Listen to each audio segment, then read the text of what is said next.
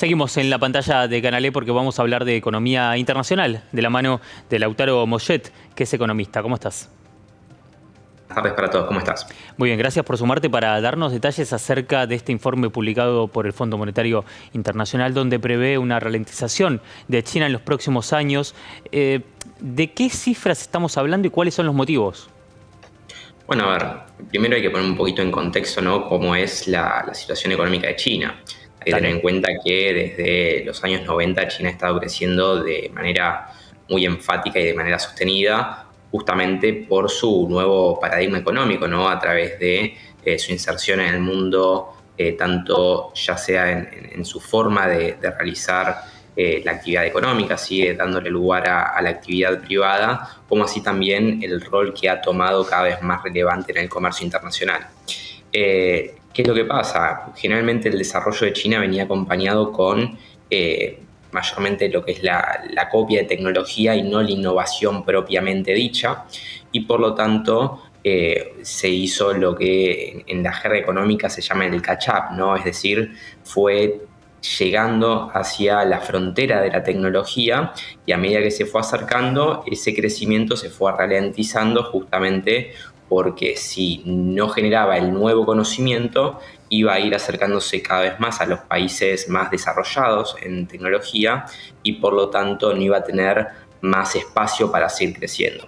Y un poco lo que estamos viendo es eso, Claro. ¿no? Estamos viendo que China sigue creciendo porque todavía le queda un espacio para poder expandirse, ¿sí? Todavía tiene mucha población en edad de trabajar y es un factor muy importante, ¿sí? Recordemos que en economía está lo que se llama tanto el factor extensivo como el intensivo, Ujú. y en ese sentido, respecto a lo que es el intensivo, la cantidad de mano de obra que tiene y el avance tecnológico que se fue dando en los últimos años pudo hacer que crezca de manera sostenida. Pero como te mencioné antes, estamos viendo que se va acercando a la frontera tecnológica, y buena parte de eso hace que vaya ralentizándose el ritmo de crecimiento, ¿no? Claro, lógico. Se entiende el motivo esencial, porque totalmente, siempre hay un techo, sobre todo cuando se parte de tan atrás, entre comillas.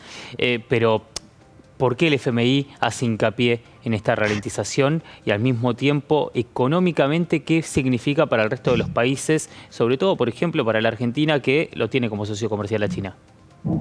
Bueno, bien, a ver, más en lo que es la coyuntura propiamente dicho, tenés el problema del sector inmobiliario en China, que a través, o mejor dicho, con el comienzo de la pandemia, una falta en la cadena de pagos hizo que el sector inmobiliario comience a tambalearse, y ahí el sector público chino hizo un gran esfuerzo desde el punto de vista fiscal para Mm. tratar de salvar a esos sectores.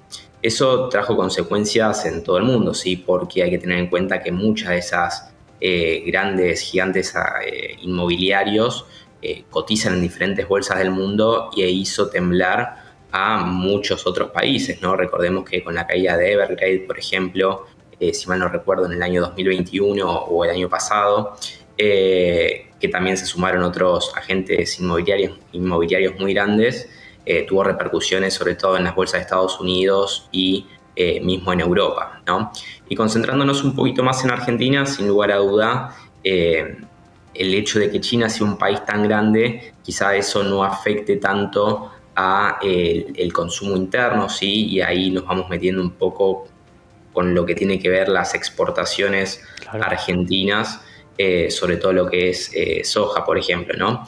Y mientras el consumo de China se mantenga en niveles constantes o incluso sigan aumentando, no a un ritmo tan acelerado como lo venía haciendo en los últimos años, pero creciendo al fin de cuentas, eso va a seguir siendo un factor muy importante para nosotros, a pesar de los cambios geopolíticos que se puedan llegar a dar de acá en los próximos meses. Ujú. Bien, entonces la repercusión directa que veríamos desde Argentina, ¿cuál podría llegar a ser en torno a esto que mencionas del comercio exterior, de por supuesto las exportaciones, en este caso de soja, pero también de muchos otros artículos, productos y hasta materia prima, y se me viene a la cabeza el litio y también la soja con su valor agregado, por ejemplo? Bueno, bien, a ver, como te mencioné antes, en cuanto no haya una caída significativa, ¿sí?, en lo que es la tasa de crecimiento de China. Yo creo que eso no va a tener un impacto tan fuerte, ¿sí? De vuelta, tenemos lazos comerciales muy importantes y no veo, al menos en el corto plazo, una merma en cuanto al flujo comercial. Sí es cierto que quizás si comparamos algunos años atrás, las proyecciones de crecimiento y de exportaciones que se podían proyectar, valga la redundancia, de Argentina hacia China, podían haber sido superiores. Lo cierto es que los pronósticos, digamos, son buenos en ese sentido y no veo que esta ralentización del crecimiento de China afecte tan fuertemente a las exportaciones, ¿no? Bien, bien. ¿Y por qué el Fondo Monetario Internacional hace hincapié en esta ralentización? ¿Cómo afecta al resto de los países, independientemente de Argentina y esa sociedad comercial que tiene? ¿Cómo afecta a la geopolítica, a la geoeconomía también? Bueno, sí, sin lugar a dudas que el hecho de que China venga a crecer a un ritmo inferior al que venía haciendo en los últimos años, tiene un papel, digamos, sobre todas las cosas relevante en cuanto al crecimiento mundial, ¿no? Hay que recordar que hoy en día es el segundo o el tercer país más grande del mundo en cuanto a su economía, y eso ha puesto un poco el desafío, ¿no? Sobre todo con respecto a Estados Unidos, a ver cuánto iba a tardar en superarlo. Hoy en día yo creo que este rol que está jugando China en ese sentido me parece que se ha estado debilitando un poco, ¿sí? Y al menos en términos económicos. No obstante, en términos políticos, me parece que sigue siendo un jugador fundamental, ¿sí? Y eso me parece que en el corto plazo no va a cambiar, incluso creo que la amenaza respecto a Estados Unidos sigue más latente que nunca. Y en términos económicos puede que haya cierta debilidad, sobre todo en lo que son la necesidad de insumos, pero respecto más que nada a la cuestión más industrial, ¿sí? Y ahí hago esta distinción porque, sobre todas las cosas, lo que son las exportaciones argentinas hacia China están más relacionados con bienes primarios.